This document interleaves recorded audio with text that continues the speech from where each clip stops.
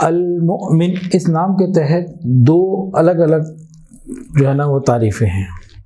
پہلی امن اور ایمان دینے والا، امن دینے والی ذات، پریشانیوں سے، گھبراہٹوں سے، خوف سے، بیماریوں سے، تکلیفوں سے، مواخذے سے، حساب کتاب کی بہت ساری چیزوں سے امن دینے والا، اپنے بندوں کے ساتھ کیے ہوئے وعدوں کو پورا کرنے والا۔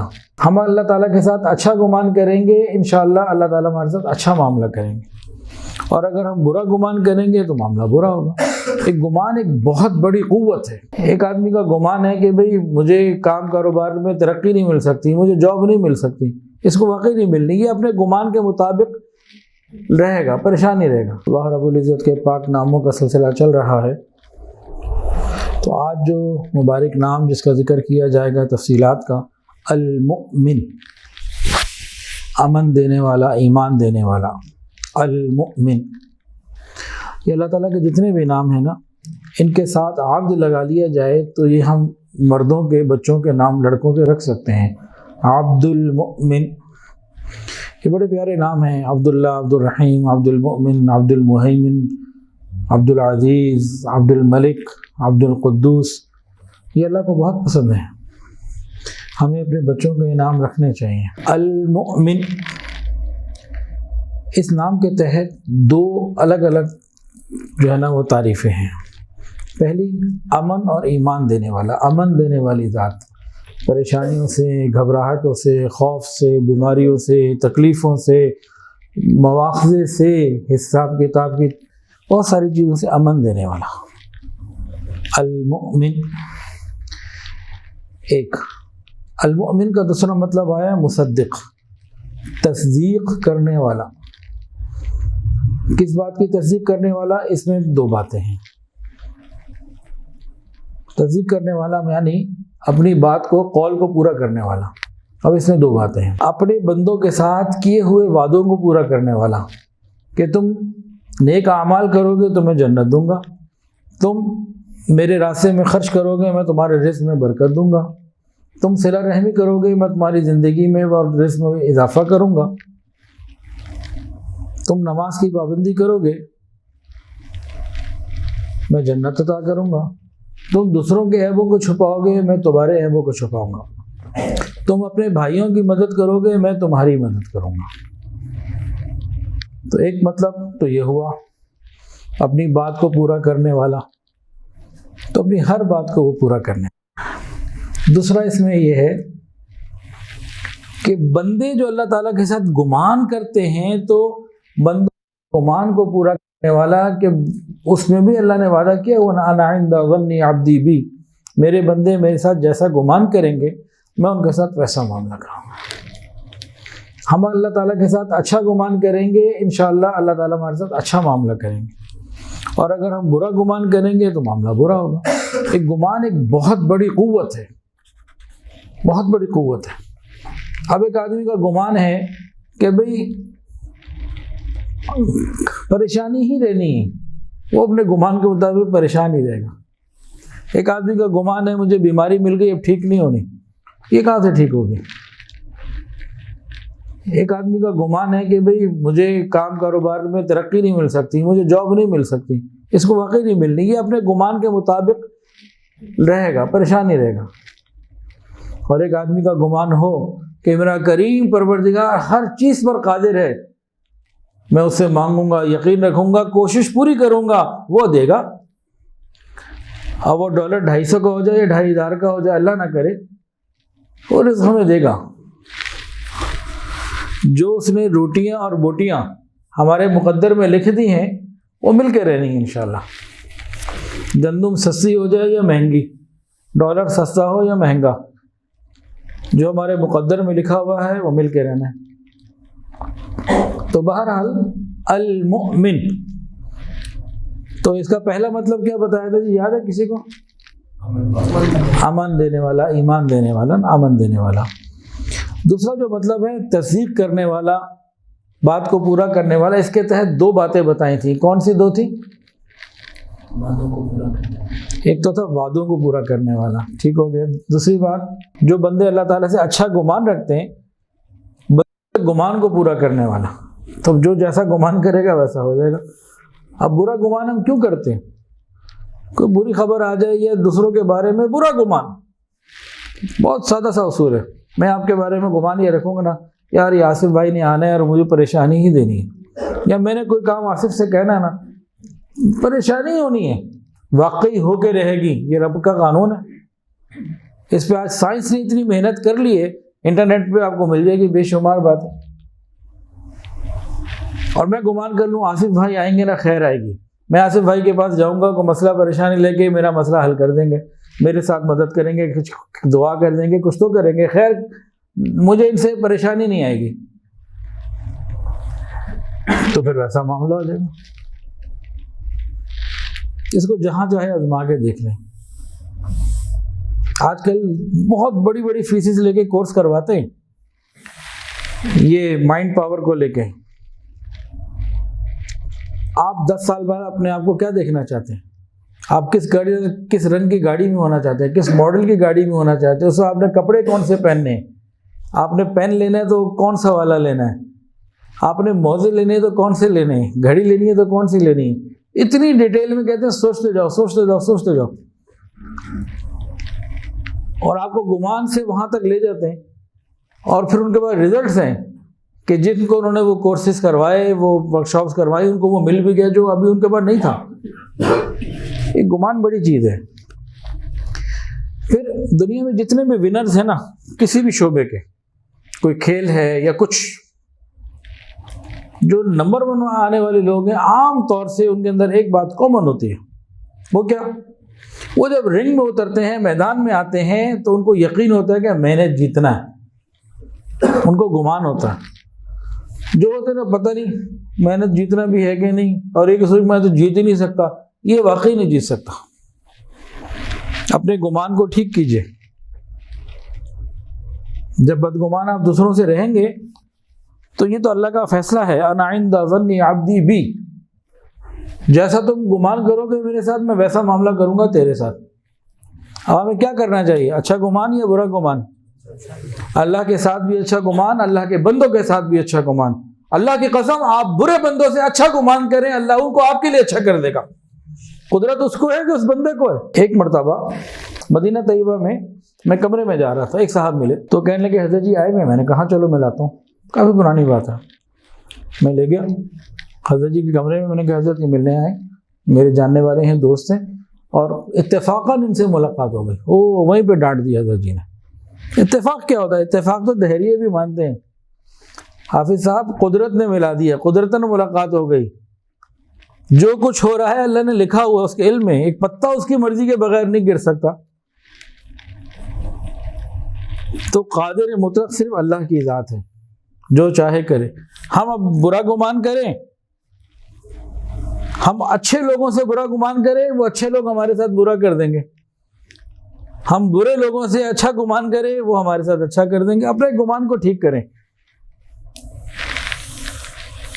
المؤمن، 3 اس میں باتیں آ گئی، امن ایمان دینے والا، وعدوں کو پورا کرنے والا، اور بندوں کے گمان کو بھی پورا کرنے والا۔ جیسے بندے اس کے ساتھ گمان کر لیتے ہیں اللہ پورا کر دیتا ہے۔ تو ان باتوں کو سمجھیے۔ قرآن مجید میں بھی یہ نام آیا ہے مؤمن، واللہ الذی لا الہ الا ہو الملک القدوس السلام المؤمن، هو اللہ الذی لا الہ الا ہو الملک القدوس السلام المؤمن۔ قرآن پاک نام آیا ہے المؤمن، امن دینے والا۔ اس امن دینے والے کی شان کیا عجیب ہے، سبحان اللہ۔ ہم اللہ تعالیٰ کی ہر صفت کے محتاج ہیں۔ ہم اللہ کی ذات کے بھی محتاج، اللہ تعالیٰ کی صفات کے بھی محتاج، اور اللہ کی ذات میں کوئی شریک نہیں، اللہ کی صفات میں کوئی شریک نہیں، اور ہم ہر صفت کے محتاج ہیں۔ جو اللہ تعالیٰ کا نام ہے المؤمن، امن دینے والا، ہم اس کے بھی محتاج ہیں۔ اب ذرا چند باتوں پہ غور کیجیے۔ یہ دنیا کے اندر جو امن قائم ہے نا، یہ المؤمن کی برکت سے ہے۔ جو کائنات کے اندر امن قائم ہے، یہ المؤمن کی برکت سے ہے۔ المؤمن، امن دینے والے کی برکت سے، اس صفت کی برکت سے۔ اور ہمارا جسم، فرمایا وفی انفسکم افلا تبصرون، اپنے اندر بھی تو غور کرو نا۔ تم کیوں نہیں دیکھتے اپنے اندر؟ خود تمہاری ذات میں بھی تو اللہ کی نشانی ہے، کیوں نہیں دیکھتے تم؟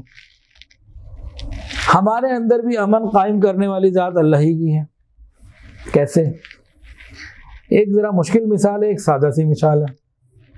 مشکل والی مثال یہ ہے کہ ہمارے جسم کے اندر ہمارے اعضاء اور بہت ساری چیزیں ایسی ہیں، یہ میڈیکل سائنس والوں سے پوچھیں، وہ ڈیٹیل بتائیں گے، جن کا ایک جگہ جمع رہنا ممکن ہی نہیں ہے۔ ہمارے جسم میں ایسی ایسی چیزیں ایک جگہ جمع نہیں رہ سکتی، لیکن اس امن دینے والے المؤمن پروردگار نے اس کو امن دیا ہوا، یہ اکٹھی ہیں، جب تک انسان کو موت نہیں آ جاتی اکٹھی، ورنہ یہ اکٹھی رہنے والی ہے نہیں تھی، اس نے دیا ہوا امن۔ دوسری بات، ہماری زبان کتنی نرم ہوتی ہے، اور اس کے ارد گرد 32 دانت ہیں، یعنی 32 چھریاں ہیں، کیسی کیسی چیزوں کو یہ چبا جاتی ہے۔ گوشت تو چبائی جاتی ہے، اور کچھ ذرا خوخوار قسم کو تو کچا گوشت بھی چبا جاتے ہوں گے۔ اب آپ دیکھیں ان 32 چھریوں کے درمیان زبان کو امن دینے والا کون؟ اللہ۔ اور کبھی کبھی یہ زبان دانتوں کے اندر آگے دب جاتی ہے تو کتنی تکلیف ہوتی ہے، لیکن اس نے امن دیا ہوا ہے۔ ذرا کائنات کے اندر غور و فکر کریں، یہ زمین آسمان کے نظام پہ، آسمان سے نیچے ایک اوزون کی لیئر ہے، وہ اوپر سے آنے والی سورج کی اور دوسری بہت ساری بری چیزوں کو نیچے آنے سے روکتی ہے، بندوں کی حفاظت کرتی ہے، انسان کی۔ ابھی جو جہاز بہت زیادہ اڑنے لگے نا، اس سے باقاعدہ ایک ریسرچ آئی ہے کہ اوزون کی جو لیئر ہے، ایک طے ہے، اس کو نقصان پہنچ رہا ہے، زمین میں زیادہ زہریلی چیزیں، خراب چیزیں آنے کے چانسز بڑھ رہے ہیں۔ اللہ تعالیٰ اس اوزون کی لیئر کو بالکل ہی ختم کر دے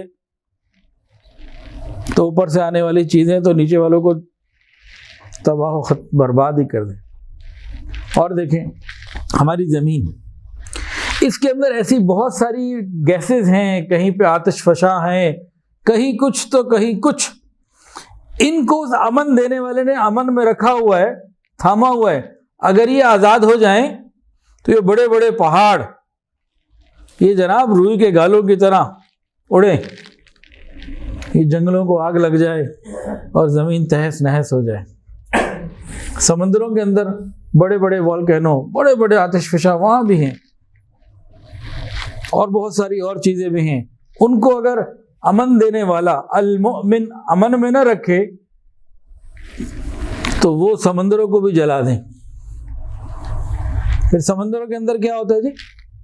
پانی کو اللہ اگر کنٹرول میں نہ رکھے، امن دینے والی ذات اس کو پرامن نہ رکھے، اس سمندروں کا پانی اگر بے قابو ہو جائے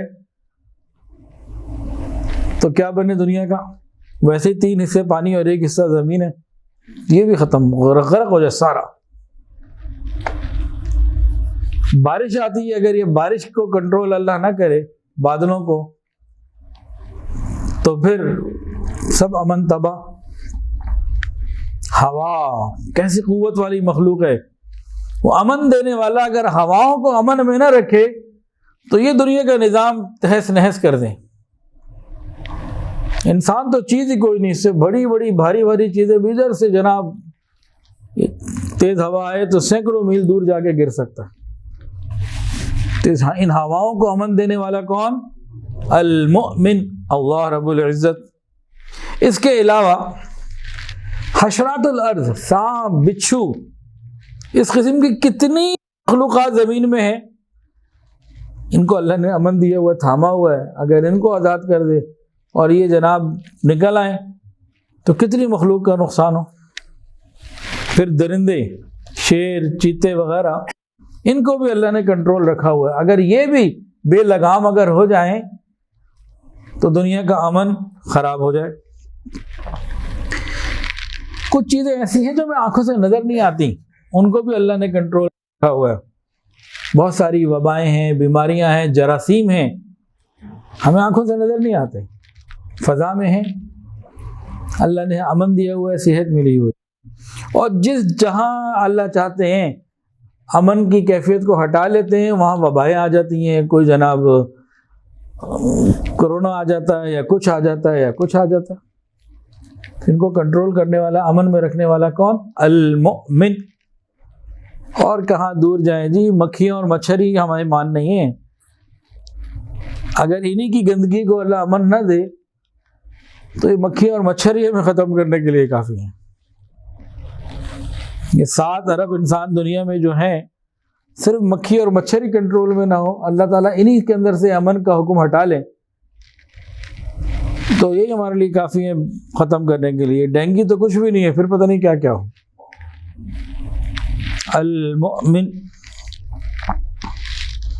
یہ جتنی چیزیں ذکر کی نا، یہ سب حقیقت ہے۔ اس سے ایک اور بڑی حقیقت بھی ہے، حضرت انسان یہ خود امن کا دشمن۔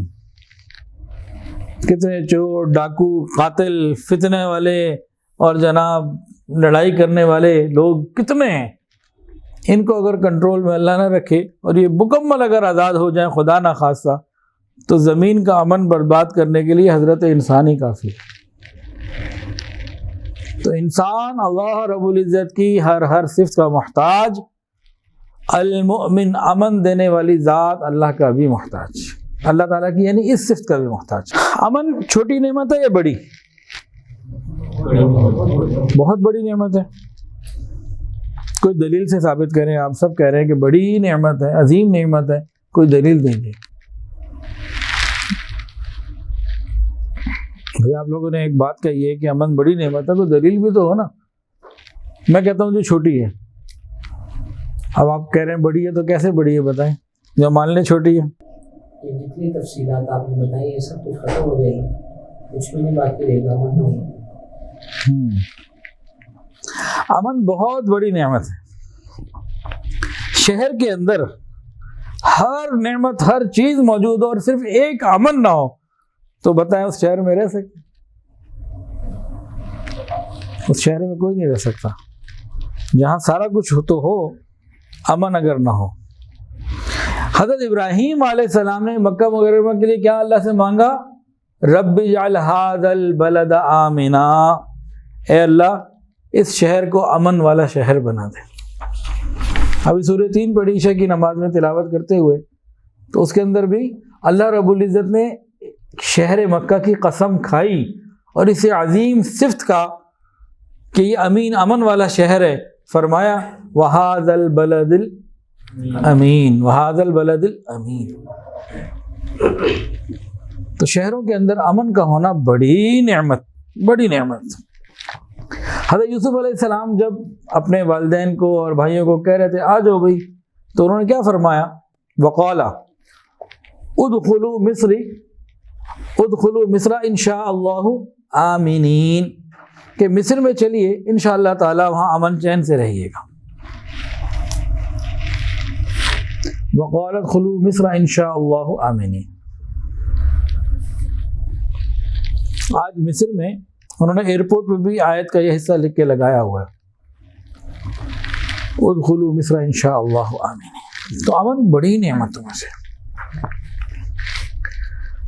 سورہ قریش کا بھی امن سے بڑا تعلق ہے، لإلاف قریش إلافهم رحلة الشتاء والصيف۔ اس سورت کا امن سے بڑا تعلق ہے اور اس میں امن کا ذکر ہے۔ اس پس منظر کو سمجھیے جس پس منظر میں اللہ تعالیٰ نے یہ آیات نازل فرمائی، سورت نازل فرمائی، اور قریش مکہ کو امن کے حوالے سے، رزق کی تنگی کے حوالے سے جو اللہ نے سمجھانے کی بات کی کہ دیکھو تم سمجھو تو صحیح، آنکھیں تو کھولو کہ اس گھر کی وجہ سے تمہیں کیا مل رہا ہے۔ اس صورت میں اللہ رب العزت نے قریش کے قافلوں کا ذکر کیا، رحلۃ الشتاء والصیف، 2 قافلے ان کے جاتے تھے، ایک سردی میں اور ایک گرمی میں۔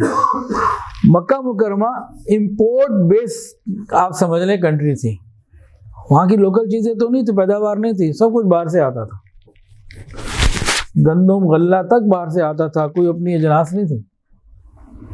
تجارت کے ذریعے یہ جاتے تھے اور سامان لے کر آتے تھے، باہر سے سامان آتا تھا۔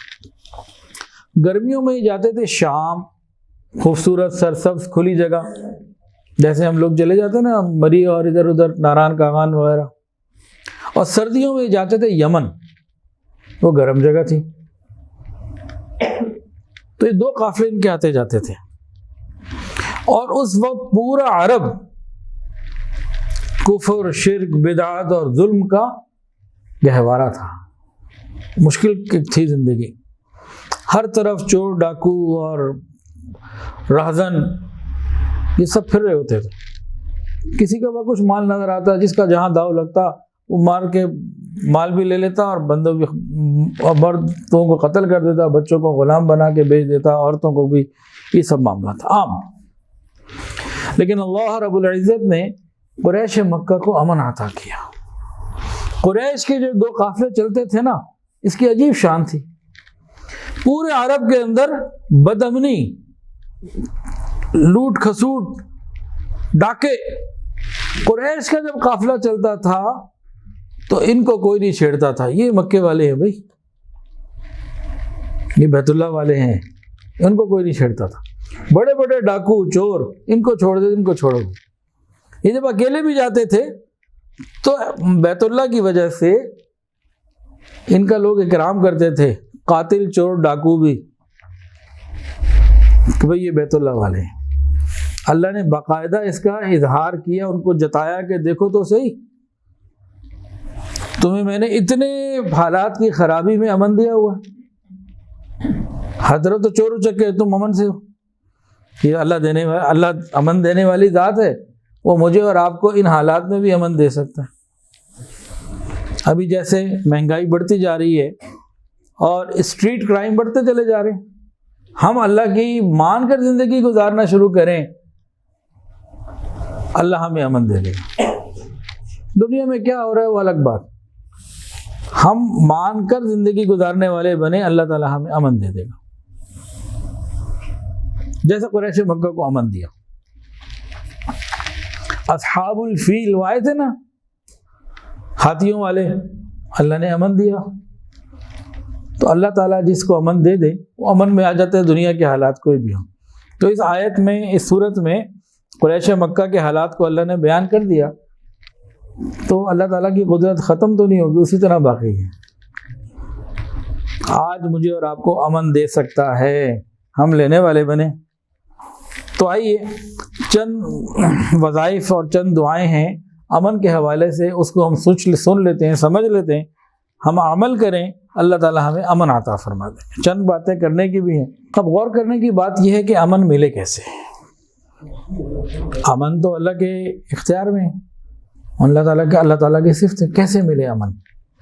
تو قرآن مجید کے مطالعے سے معلوم ہوتا ہے کہ 2 باتوں کی وجہ سے اللہ تعالیٰ زمین کے اوپر زمین والوں کو امن عطا فرماتے ہیں، اور جب وہ 2 باتیں ان میں سے ختم ہو جائیں تو امن کو اٹھا کے خوف اور فقر اور بھوک کو لے آتے ہیں۔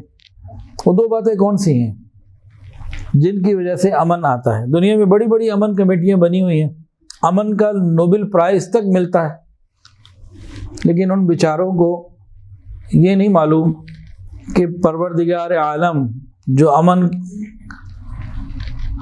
دینے والے ہیں وہ کن باتوں کی وجہ سے امن دیتے ہیں۔ 2 چیزیں ہیں جن کی وجہ سے امن ملتا ہے، ایک ہے توحید اور دوسرا ہے اللہ تعالیٰ کے شکر گزاری۔ توحید اور شکر گزاری، اللہ تعالیٰ کی نعمتوں کا شکر ادا کرنا، ان 2 نعمتوں کی وجہ سے، ان 2 صفات کی وجہ سے زمین پہ امن قائم ہو جاتا ہے۔ اور کتنا امن قائم ہو جاتا ہے؟ صحابہ کرام رضوان اللہ تعالی علیہم اجمعین نے توحید اور شکر گزاری میں خوب کمال حاصل کیا۔ حضرت عمر فاروق رضی اللہ عنہ کا زمانہ ہے، ایک عورت یمن سے نکلی اکیلی، جوان، اس کے پاس کچھ مال بھی تھا، زیور وغیرہ، وہ جناب اکیلی چل کے مدینہ پہنچی، کتنا لمبا سینکڑوں کلومیٹر کا سفر کر کے پہنچی۔ اب دن بھی راستے میں آئے ہوں گے، راتیں بھی آئی ہوں گی، راتوں کو کہیں قیام بھی کرنا پڑا ہوگا، اکیلی عورت ہے، مال بھی، عزت کا بھی مسئلہ، جان کا بھی خطرہ۔ وہ جب یمن سے مدینہ پہنچی، حضرت عمر فاروق رضی اللہ عنہ کو پتہ لگا، اس نے بلایا، پوچھا کہ بھئی تم کیوں اکیلی آئی ہو؟ شریعت میں تو بغیر محرم کے سفر منع ہے، کیسے تم اکیلی آ گئی؟ اس نے کوئی عذر وغیرہ بیان کیا ہوگا. پھر پوچھا بتاؤ تم نے، کیونکہ وہ حکومت کے سربراہ تھے، ایک کامیاب جرنیل، کامیاب سیاستدان تھے، حاکم تھے ریاست مدینہ کے. تو انہوں نے پوچھا اچھا یہ تو بتاؤ، آ تو گئی ہو تم، بغیر محرم کے تو نہیں آنا چاہیے تھے، لیکن آ گئی ہو تو یہ بتاؤ کہ یمن سے لے کے مدینہ تک تم نے امن کو اور حالات کو کیسا پایا؟ اس طرح کا مفہوم عرض کر رہا ہوں میں آپ کو، اس بات کا سوال پوچھا. اس نے کہا امیر المومنین مجھے یوں لگا کہ یمن سے لے کے مدینہ تک سب ایک ماں باپ کی اولاد ہوں. جب توحید سینوں میں ہو خالص اور دل اور زبان شکر سے آباد ہوں تو پھر اللہ ایسا امن عطا فرما دیتے.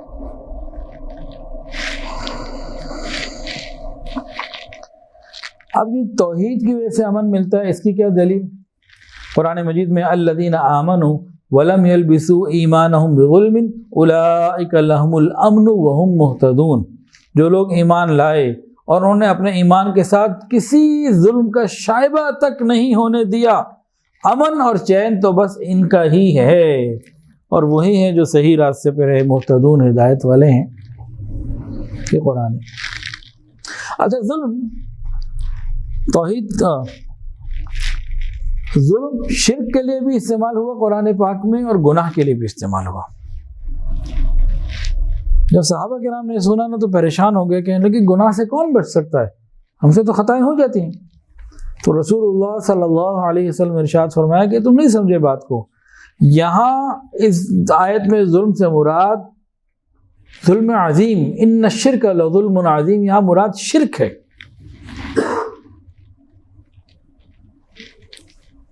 تو نبی علیہ السلام نے خود اس آیت کی تفصیل بتائی.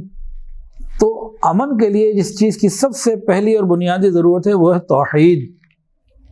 جب توحید خالص ہوگی تو پھر امن ہوگا. ان الشرک لظلم عظیم، یہ جو شرک ہے نا بہت بڑا ظلم ہے. ظلم کے معنی کیا ہیں بتائیں جی؟ ظلم کسے کہتے ہیں؟ ظلم کے معنی کیا ہیں؟ ہم کہتے ہیں فلاں نے ظلم کر دیا، وہ بڑا ظالم ہے. ظلم کے معنی کیا ہے؟ اگر کسی کا کوئی قصور نہ ہو، بغیر قصور کے اس کو مارا جائے. اچھا، ظلم کے معنی ہے ایک آدمی کا حق کسی دوسرے کو دے دیا جائے. ظلم کے معنی ہے ایک کا حق دوسرے کو دے دیا جائے. اب عبادت تو اللہ تعالیٰ کا حق ہے. مشرک کیا کرتے ہیں؟ اللہ تعالیٰ کا یہ حق بتوں کو اور اللہ کے غیروں کو دے دیتے ہیں. تو یہ بہت بڑا ظلم کرتے ہیں. ایک نے کسی کا مال کسی کو دے دیا، کسی کی جائیداد کسی کو دے دی، یہ بھی ظلم ہے، لیکن یہ چھوٹا ہے. شرک تو بہت بڑا ظلم ہے، اللہ کا حق کسی غیر کو دے دے، اور دے بھی کن کو؟ وہ لکڑی کے، پتھر کے اور جناب شیشے کے بت بنے ہوئے ان کو دے دیا. حضرت ابراہیم علیہ السلام نے جب اپنی قوم کو سمجھایا تو بڑے پتے کی بات بتائی تھی. کہنے لگے او دیکھو سنو سمجھو، کرتے کیا ہو تم؟ اللہ رب العزت کی نافرمانی کرتے ہوئے تم نہیں ڈرتے، ان بتوں کی نافرمانی کرتے ہوئے ڈرتے ہو کہ یہ کہیں سزا نہ دے دیں، بدلے نہ لے لیں ہم سے. اور اللہ کی عبادت نہیں کرتے، ان کی عبادت کرتے ہو جو کسی چیز پہ قدرت نہیں رکھتے. اور آج بھی ہمارے معاشرے میں یہ ملتا ہے. بعض لوگ جو عقیدے کے بہت کمزور ہوتے ہیں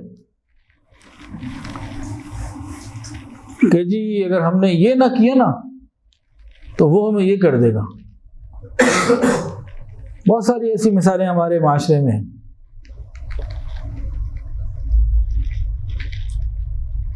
اللہ سے اتنا نہیں ڈرتے جتنا اور چیزوں سے ڈرتے ہیں.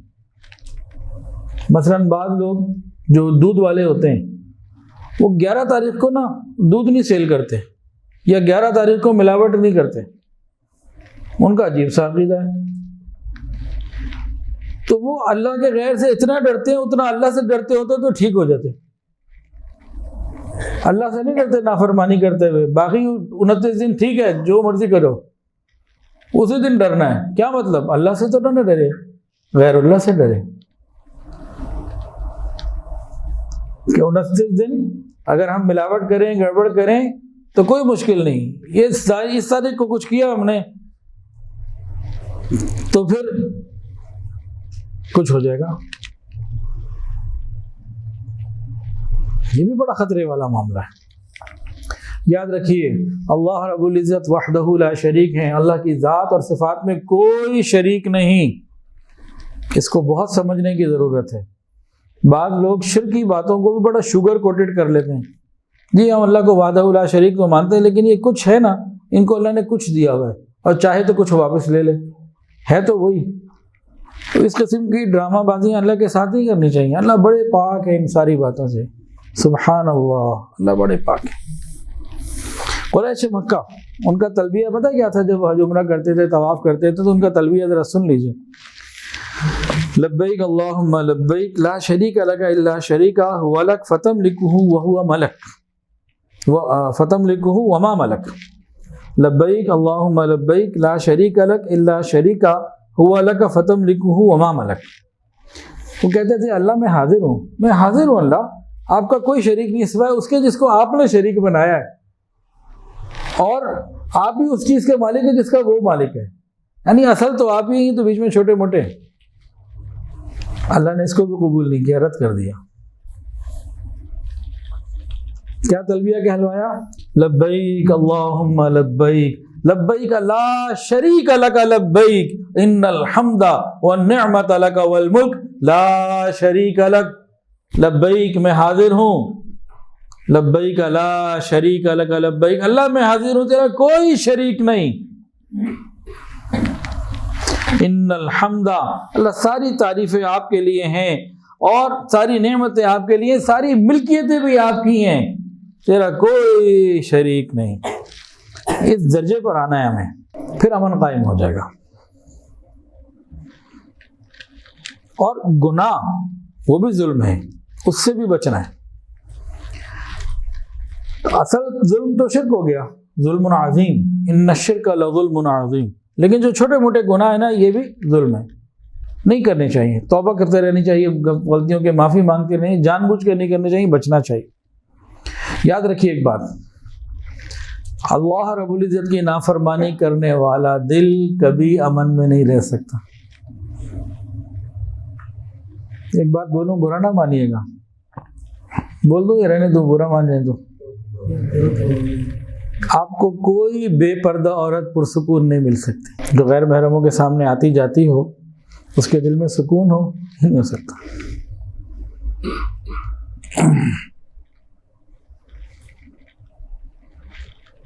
اللہ کی کھلی نافرمانی کرنے والا کوئی ہو، خالی بے پردہ عورت نہیں، مرد یا عورت کوئی بھی، اللہ تعالیٰ کی کھلی نافرمانی کرنے والا، کبیرہ گناہ کرنے والا، اس کے دل کو امن نہیں مل سکتا، یہ سکون میں نہیں آ سکتا۔ ماں باپ کا دل دکھانے والا امن میں نہیں آ سکتا، کا دل امن میں نہیں آ سکتا۔ تو اگر امن چاہیے تو توحید خالص اپنانا ہوگا، اور اگر ہمارے پاس توحید خالص ہے الحمدللہ، تو پھر یہ بڑی بڑی کھلی نافرمانیوں سے بچنا ہوگا۔ یہ کھلی نافرمانی والے یہ بے چین رہتے ہیں۔ آپ تجربہ کر لیں، جتنی بے پردہ عورتیں آپ کو ملیں گی، بڑی بڑی نافرمانی کرنے والے مرد اور عورتیں ملیں گے، ان کے دل کو سکون نہیں ہو سکتا۔ سروے کر کے دیکھیں۔ دوسری بات جس کی وجہ سے اللہ تعالیٰ امن قائم فرماتے ہیں، وہ ہے شکر گزاری، شکر ادا کرنا، اور جس کی وجہ سے امن اٹھا لیتے ہیں وہ کیا ہے؟ ناشکری۔ آپ سنیے قرآن، یہ باتیں قرآن سے ہو رہی ہیں۔ وَضَرَبَ اللَّهُ مَثَلًا قَرْيَةً كَانَتْ آمِنَةً مُطْمَئِنَّةً يَأْتِيهَا رِزْقُهَا رَغَدًا مِنْ كُلِّ مَكَانٍ فَكَفَرَتْ بِأَنْعُمِ اللَّهِ فَأَذَاقَهَا اللَّهُ لِبَاسَ الْجُوعِ وَالْخَوْفِ بِمَا كَانُوا يَصْنَعُونَ۔ اللہ مثال دیتے کہ ایسی بستی کی جو بڑی پرامن تھی، مطمئن تھی، امن بھی تھا اور اطمینان بھی تھا۔ یہ دونوں الگ الگ چیزیں، یہ ایک ہی ہیں، امن اور اطمینان الگ الگ ہے۔ امن انسان گھر سے باہر نکلے، اس کے بعد پیسے ہوں، سامان ہو، کچھ ہو، اطمینان ہو کہ مجھے کوئی مسئلہ نہیں ہوگا، سکون ہو، امن ہو، اور اطمینان دل کا سکون۔ بعض دفعہ شہر میں امن ہو سکتا ہے، دل بے چین ہے، اور ہمیں تو دونوں چیزیں چاہیے۔ تو امن اور اطمینان دونوں چیزیں ان کو مل رہی تھیں اور ان کو رزق ہر طرف سے مل رہا تھا. پھر انہوں نے اللہ تعالیٰ کی نعمتوں کی ناشکری شروع کر دی. پھر کیا ہوا جب ناشکری شروع کی؟ فَأَذَاقَهَا اللَّهُ لِبَاسَ الْجُوعِ وَالْخَوْفِ بِمَا كَانُوا يَصْنَعُونَ. اللہ تعالیٰ نے پھر ان کو بھوک اور خوف کا لباس پہنا دیا. کیوں؟ ان کی حرکتوں کی وجہ سے، کرتوت ایسے تھے ان کے. بھوک اور خوف لباس سے کیوں تشبیہ دی؟ لباس تو پہننے اوڑھنے کی چیز ہے، بھوک خوف پہننے اوڑھنے کی چیز تو نہیں. لیکن یہ اللہ نے لباس سے تشبیہ دی. مفسرین فرماتے ہیں اس لیے کہ لباس جب انسان پہنتا ہے پورا جسم کو ڈھانپ لیتا ہے لباس. یعنی بھوک اور خوف، تنگی، مندہ، رزق میں کمی اور خوف، یہ انسان کا ایک پورا چھپ اسی خوف میں، اسی سوچ میں رہتا ہے. بس جیسے لباس سے پورا جسم کور کیا ہوا ہوتا ہے نا، ان دو چیزوں نے اس کو پریشان کیا ہوتا ہے، ہر وقت اس کے اوپر حاوی رہتے. لہذا اگر ہم المؤمن جل جلالہ سے امن چاہتے ہیں تو میں اور آپ سچی توبہ کریں شرک سے اور گناہوں سے، اور شکر ادا کریں، ناشکری سے بچیں، تو ہمیں انشاءاللہ تعالی امن مل جائے گا. انفرادی طور پر ہم کریں گے، اللہ انفرادی طور پر امن عطا فرما دیں گے. اجتماعی طور پر پوری قوم، پوری امت کر لے، اللہ سب کو امن عطا فرما دیں گے. حاجات مانگنی ہو تو صرف اللہ سے، کوئی دوسرا نہیں. مشکل کشا بھی وہی اللہ، حاجت روا بھی وہی اللہ. ہمیں اس معیار کو آنا ہوگا، پھر ہمارے کام بنیں گے. اب کچھ ذرا وظائف بھی سن لیں. سب سے بڑا وظیفہ جو ہے نا وہ تو ہم چھوڑ چکے ہیں، وہ ہم سے نہیں ہوتا. سب سے بڑا وظیفہ ہے دعا کرنا، مانگنا اللہ سے، وہ ہم نہیں کرتے. ہمیں دوسرے وظائف چاہیے. ذرا بھائیو، دعاؤں سے بہتر بڑا اور وظیفہ کوئی نہیں ہے. 2 نفل پڑھ کے صلاۃ الحاجات پھر اللہ سے مانگنا، اس سے بڑی کوئی وظیفے کی چیز نہیں. اس پر ہمیں آنے کی ضرورت ہے. تاہم بعض وظائف جائز ہوتے ہیں، ان کو کرنے میں خیر بھی ہوتی ہے، لیکن اصل مانگنا ہی ہے. اب کسی کو دفتر میں اپنے مخالفین کا ڈر ہے، پڑوسیوں کے شریر ہیں، پڑوسی شریر ہیں، ان کے شر کا ڈر ہے، یا کسی کی طرف سے فتنوں کا ڈر ہے، پریشانیوں کا ڈر ہے کہ چال اور مکر سے مجھے پریشان کر دے گا، یا اور کوئی خوف ہے، دشمنوں کے حملے کا خوف ہے، کوئی بھی خوف ہے. تو ان چیزوں کے لیے، ان سے بچنے کے لیے ہمیں کسی عامل، کسی بنگالی اور کسی کے پاس جانے کی ضرورت نہیں ہے. چند اعمال ہیں، ان کو ہم کر لیں گے، اللہ امن عطا فرما دیں گے. خوف اور پریشانی کو امن میں تبدیل کرنے کے لیے ایک دعا تو حدیث کے اندر آتی ہے، اللہم استر عوراتی وآمن روعاتی، اللہم استر عوراتی وآمن روعاتی. تو یہ دعا حدیث کے اندر آتی ہے. امن حاصل کرنے کے لیے، خوف پریشانی سے اطمینان کے لیے، اللہم استر عوراتی وآمن روعاتی. اے اللہ، میں درخواست کرتا ہوں آپ میرے تمام عیبوں کی پردہ پوشی فرمائیے اور میرے خوف اور پریشانی کو امن میں تبدیل فرما دیجئے. کراچی میں ایک بہت بڑے بزرگ گزرے ہیں، حضرت شیخ عبد الغفور عباسی مدنی رحمۃ اللہ علیہ. پاکولہ مسجد بھی کہلاتی ہے، غفوریہ مسجد بھی کہلاتی ہے. میرے دادا شیخ محمد یعقوب رحمۃ اللہ علیہ شروع میں ان سے بیعت تھے. ان کے انتقال کے بعد حضرت مرشد عالم مولانا غلام حبیب رحمۃ اللہ علیہ سے بیعت ہوئے، اور میرے دادا نے میرا جو تعلق ہے حضرت جی سے کروایا تھا، حضرت پیر حافظ الفقار احمد نقشبندی دامت برکاتہ اللہ علیہ سے. میری بڑی چھوٹی سی عمر تھی اس وقت، مجھے تصوف کی کوئی سمجھ بھی نہیں تھی. تو الحمدللہ یہ تعلق جو ہے وہ قائم ہے، اور انشاءاللہ قیامت کے دن اسی تعلق کے ساتھ اٹھنا بھی چاہتا ہوں. تو حضرت مولانا عبد الغفور عباسی مدنی رحمۃ اللہ علیہ وہ ایک وظیفہ لکھتے ہیں سورہ قریش کے حوالے سے، لِإِيلَافِ قُرَيْشِ إِيلَافِهِمْ رِحْلَةَ الشِّتَاءِ وَالصَّيْفِ، مکمل سورت کے حوالے سے. انتہائی مستند اور مجرب وظیفہ ہے۔ فائدہ کیا ہے؟ رزق کی تنگی دور اور خوف سے امن۔ رزق میں برکت انشاءاللہ تعالی ہوگی۔ خوف بہت سارے قسم کے ہوتے ہیں، دشمن کا بھی ہوتا ہے، حاسدین کا بھی ہوتا ہے، مندے کا بھی دکانداروں کو بڑا خوف ہوتا ہے۔ یہ مہنگائی کا ایک نیا خوف ہے جو کئی عرصے سے ہمارے معاشرے کے اندر بڑھتا جا رہا ہے۔ جب ڈالر بڑھتا ہے تو اور خوف بڑھ جاتا ہے۔ بہت سارے خوف ہیں، تو ہر طرح کے خوف سے امن کے لیے اور رزق کی تنگی کو دور کرنے کے لیے حضرت مولانا شیخ عبد الغفور عباسی رحمۃ اللہ علیہ ایک وظیفہ بتاتے ہیں، اس کو توجہ سے سن لیجئے۔ وہ فرماتے ہیں سورہ قریش مکمل صورت فجر کی نماز کے بعد 11 مرتبہ اور مغرب کی نماز کے بعد 11 مرتبہ پڑھنی ہے۔ کون سی صورت؟ سورہ قریش۔ کتنی مرتبہ؟ کب کب؟ فجر اور مغرب کے بعد 11 مرتبہ پڑھنی ہے۔ لیکن ایک چیز کا خیال رکھتے ہوئے فرماتے ہیں الذی اطعمہم من جوع، الذی اطعمہم من جوع پڑھتے ہوئے رزق کی تنگی کے دور ہونے کا خیال کرے۔ پڑھ رہا ہو الذی اطعمہم من جوع، ذہن میں خیال ہو کہ اس سے اللہ تعالیٰ رزق کی تنگی کو دور کریں گے۔ اور جب یہ پڑھے وآمنہم من خوف، تو اس وقت دشمن کا خوف یا جس چیز کا اس کو خوف ہے اس سے حفاظت کا خیال دل میں لائے۔ مختلف خوف ہوتے ہیں نا، تو جس کو جو خوف ہے تو اس کو ذہن میں رکھے۔ تو جب یہ عمل وہ کرے گا، فجر کے بعد 11 مرتبہ، مغرب کے بعد 11 مرتبہ سورہ قریش مکمل پڑھنی ہے۔ پہلی دفعہ تو پڑھے گا اعوذ باللہ من الشیطان الرجیم 1 مرتبہ، باقی ہر مرتبہ بسم اللہ الرحمن الرحیم بھی پڑھنی ہے۔ اعوذ باللہ من الشیطان الرجیم پہلی مرتبہ، اس کے بعد ہر دفعہ بسم اللہ الرحمن الرحیم 11 دفعہ یہ پڑھنی ہوگی، فجر میں 11 دفعہ، مغرب میں۔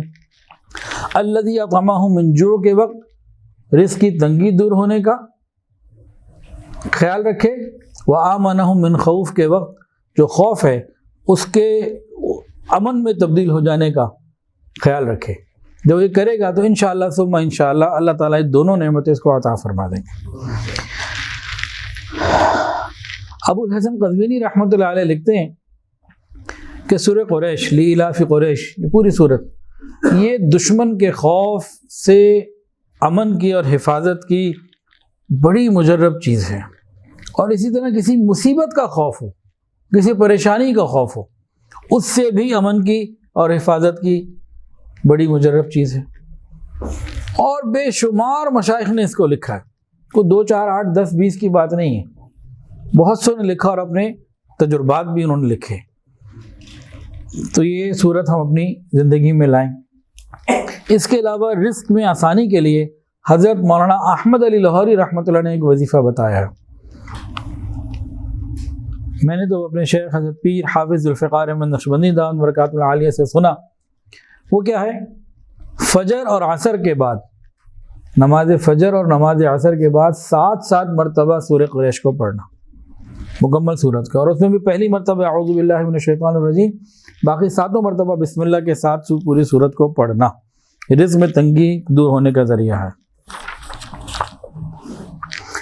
اچھا جی، یہ تو ہوئی مال کی بات، وہ تو سب نے بڑے مزے سے سن لی۔ اب دل میں بھی امن بھر جائے، اس کی بھی کوئی چیز بتا دیں یا رہنے دیں؟ یہ 4 نکاتی ایجنڈا ہے جی، اس میں 4 پوائنٹس ہیں۔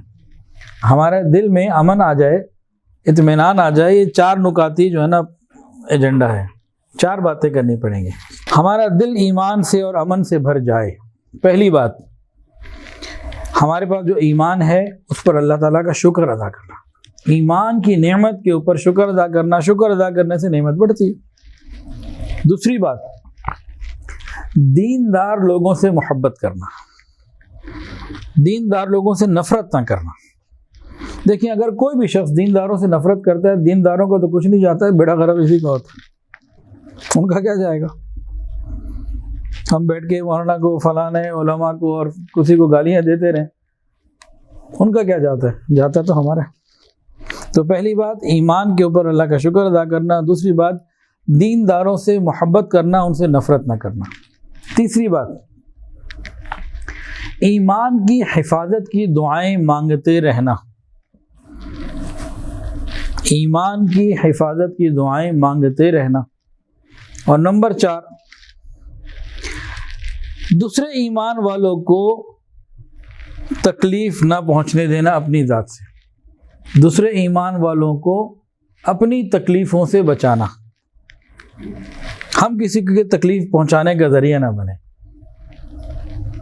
اس سے کیا ہوگا، یہ 4 کام اگر ہم کر لیں گے ہمارا دل ایمان اور امن سے بھر جائے گا، سکون ہوگا، اطمینان قلب حاصل ہو جائے گا۔ حضور صلی اللہ علیہ وسلم نے ارشاد فرمایا، اللہ کی قسم مؤمن نہیں، اللہ کی قسم مؤمن نہیں، اللہ کی قسم مؤمن نہیں۔ مومن نہیں کون؟ پوچھا گیا اللہ کے رسول کون مومن نہیں؟ فرمایا وہ شخص جس کے شر سے اس کے پڑوسی محفوظ نہ ہو، یعنی ہم دوسروں کو اپنے شر سے بچائیں۔ اور ایک حدیث کے اندر آتا ہے، بھلا میں تمہیں مومن کے بارے میں نہ بتاؤں؟ مومن وہ ہے جس سے لوگوں کے جان و مال محفوظ ہوں، اور مسلمان وہ ہے جس کی ہاتھ اور زبان سے دوسرے لوگ محفوظ ہوں۔ ہم دوسروں کو اپنے سے محفوظ کریں، اپنے شر سے لوگوں کو بچائیں۔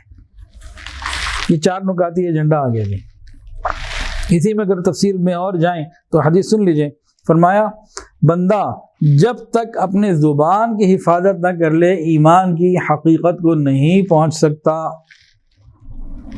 دل میں بہت سے خواہشات آتی ہیں، کبھی غصہ آتا ہے، کبھی کچھ آتا ہے، بس یہ دل کو دبائے، جذبات کو اندر قتل کر دے اور اظہار نہ کرے، زبان کو کنٹرول میں رکھے، اللہ تعالیٰ اس کو ایمان حقیقی کی لذت عطا فرما دیتے۔ زبان کو کنٹرول رکھے، کسی کو تکلیف نہ دے۔ یہ زبان کو کنٹرول میں رکھنا بڑی مشکل چیز ہے، لیکن اسے ایمان حقیقی کی حلاوت مل جاتی ہے۔ اپنے دل کو امن اور ایمان سے بھرنے کا نبوی نسخہ سن لیجئے اور دل کے کانوں سے سن لیجئے، پھر بات مکمل کر رہے ہیں۔ رسول اللہ صلی اللہ علیہ وسلم نے ارشاد فرمایا، جس شخص نے غصے پر کنٹرول کر لیا، باوجود اس کے کہ وہ غصے پر عمل کر سکتا تھا، اس کے پاس اتنی پاور تھی، اس پوزیشن میں تھا، لیکن اس نے کنٹرول کیا اللہ تعالیٰ کی رضا کے لیے، اللہ اس کے دل کو امن اور ایمان سے بھر دیں گے۔ المؤمن جل جلالہ اس کے دل کو اس صفت کی برکت سے امن اور ایمان سے بھر دیں گے۔ کون بندہ؟ جس کو بیوی پہ غصہ آیا، بچوں پہ آیا، اور کسی پہ آیا، ماتحتوں کے اوپر، بڑوں سے غصہ نہیں کوئی کر سکتا۔ پہلوان کو اوپر جا کے تھوڑی مارتا ہے، چھوٹوں کو ہی مارتا ہے، پتہ ہے اپنے سے بڑے کو مارا تو وہ 4 کھانی پڑیں گی، 2 ماری تو۔ عام طور سے ماتحتوں پہ بندہ نا غصہ نکالتا ہے، کسر نکالتا ہے، قدرت بھی زیادہ انہی پہ ہوتی ہے۔ تو جس شخص کو غصہ آئے اور ان لوگوں پہ غصہ آیا کہ یہ غصہ اتار سکتا تھا، وہ کچھ نہیں کر سکتے تھے، اس کے پاس پوزیشن تھی، کنٹرول تھا، قدرت تھی، لیکن اس نے اللہ کے لیے چھوڑ دیا، معاف کر دیا، ٹھنڈا پڑ گیا، رک گیا۔ اب کیا ہوگا؟ اللہ اس کے دل کو امن اور ایمان سے بھر دیں گے۔ تو بھائی امن اور ایمان سے اپنے دل کو بھرنے کا نسخہ بھی آپ نے سن لیا، اب عمل اللہ تعالیٰ مجھے اور آپ کو اس پر عمل کرنے کی توفیق عطا فرمائے۔ وآخر دعوانا ان الحمدللہ رب العالمین۔ ویڈیو کے نیچے سبسکرائب کے بٹن پہ کلک کریں، بیل کے آئیکن پہ کلک کیجئے تاکہ ہر نئی ویڈیو کی نوٹیفیکیشن آپ کو مل جائے۔